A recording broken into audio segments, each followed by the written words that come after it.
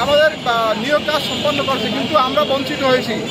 ওই সময় নিয়োগ কার্যক্রম শেষ করার পরেও 28,000 মতো সৈন্যপদ ছিল, কিন্তু আমাদের যে 37,000 ছিল 37,000কে নিয়োগ দেওয়া হয় নাই। আমরা চাই, ওনারা বলছে যে সৈন্যপদ, ওই সময় সৈন্যপদের আদর্শের সাথে সরকারের টাকা ছিল না বিধায় আমাদের সৈন্যপদ নিয়োগ দিতে পারে নাই। আমাদের কথা হয়েছে যে 18,147 জনের যে চূড়ান্ত সুপারিশ করছে, সেখানে 4,000 যোগদান করেনি, অর্থাৎ যে 4,000 ভালো চাকরি হয়েছে অন্য কোথাও চলে গেছে।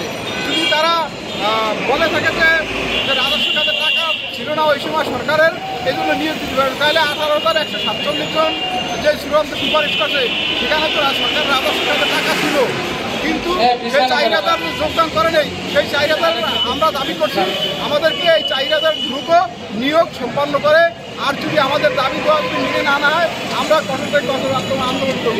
আমরা 2025 সালে প্রধান উপদেষ্টা বরাবর এবং সকল দপ্তরে আমরা স্মারকলিপি দিয়েছি, কিন্তু আমাদের সন্তোষজনক কোনো ফল আসেনি এবং ওনারা আমাদেরকে ডাকেনি। আমরা এই পরিপ্রেক্ষিতে আবার নতুন করে মানববন্ধন ডাকছি আজকে 7ই মে 2025।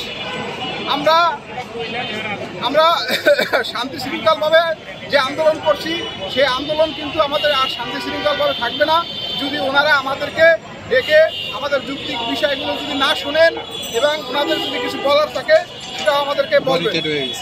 আর আমাদের যদি না ডাকেন তাহলে আমরা 61টি জেলার যে নিয়োগবঞ্চিত 37,000 লোকজন আছে, প্রার্থী আছে, তাদেরকে নিয়ে আমরা ব্লকেট কর্মসূচি দিতে বাধ্য থাকবো। দয়া করে অন্তর্বর্তীকালীন সরকার আমাদের দাবি মেনে নিয়ে আমাদেরকে দ্রুত নিয়োগের ব্যবস্থা করুন। 4,000 লোকজন যোগদান করেনি।